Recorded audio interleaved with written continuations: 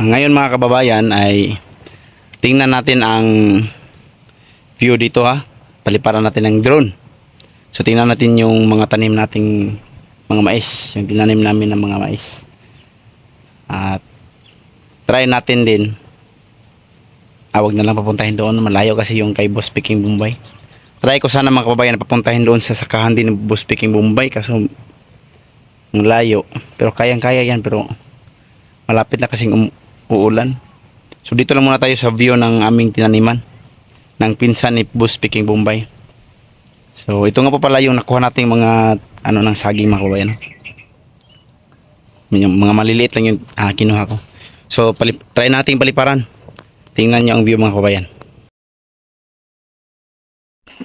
Ito po yung paglipad ng drone mga kababayan, no? So ayan. So tinry muna natin yung paakyat. Pagkatapos try natin yung pagpababa niya para po hindi tayo mabaguhan sa pag-ooperate. So ayan po. So yun, pinalipad na natin mga kababayan. Ayan. So tingnan natin yung mga view sa gilid. Yun. So ito po yung mga mais na tinanim namin sa lupa ng tiyahin ni Boss Peking Bombay. Yan. Dami ding mga saging. Mga magagandang view talaga makikita dito kasi makikita yung mga kabilang bundok, kabilang bukirin. Lalo na sa taniman ni Boss Peking Bombay. Makikita din yung daming saging ni Boss Peking Bombay na tinanim doon. Yan. At dyan sa ibaba mga kababayan, dyan po yung ilog kung saan kami kukuha ng tubig para po sa pag i-spray dito sa aming tanim ng mga mais. Yan.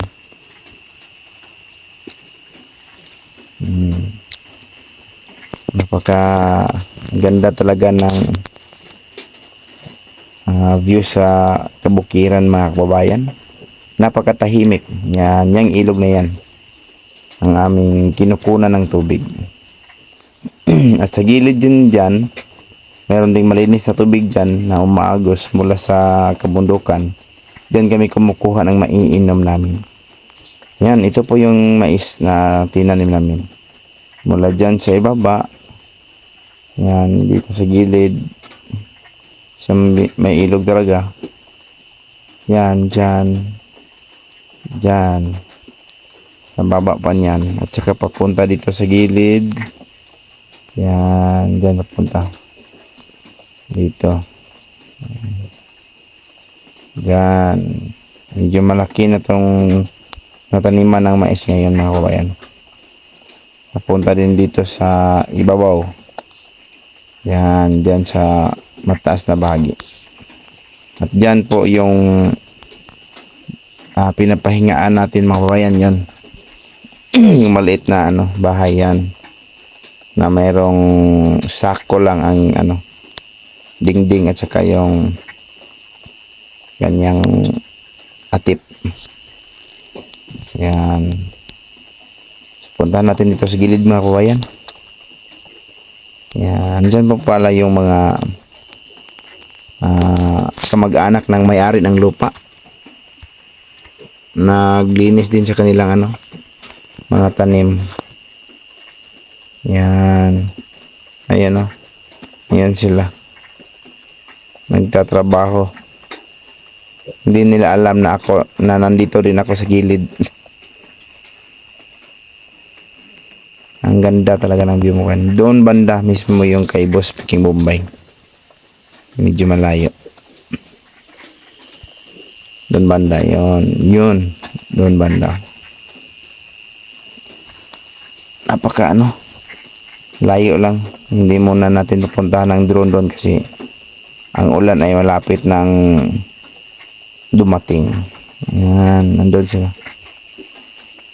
Yun. Ikutin natin mga kababayan pabalik sa ating pinaruroonan. Yun.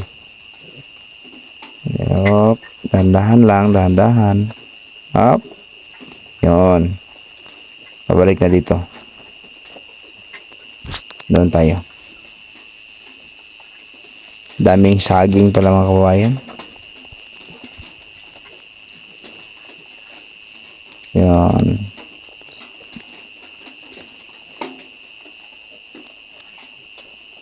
Ito po yung view dito mga kababayan. So, ulitin ko mga kababayan, no? Salamat sa inyong panonood. Lalo na po sa mga bagong nag-subscribe sa ating YouTube channel. Ulitin ko, maraming salamat talaga po. Malaking tulong po yung panonood ninyo at pag-subscribe ninyo sa aming channel. Sana po ay mga organic subscribers po kayo. Para po matulungan yung munting channel namin. At baka rin po pagdating ng araw makatulong din po kami sa ating mga kababayan. At lalo na po sa lahat ng mga nangangailangan ng tulong. Yun lang po muna yung video natin ngayon mga kababayan, no? Kasi malapit na pong dumating yung ulan. Tapos yun po yung may draw natin ngayon. Next time mga kababayan, try natin may pakita sa inyo yung view dito sa kapaligiran. Doon banda doon sa kanila boss, speaking Mumbai. O dito ba sa kaliwang bahagi. So yan po mga kababayan, no? Maraming salamat sa inyong lahat. Ingat po kayo dyan palagi at sana po tulungan nyo yung aming munting channel. Paki-subscribe po sa mga baguhan dyan. Nakakita sa aming munting channel. So yan lang po. Bye bye.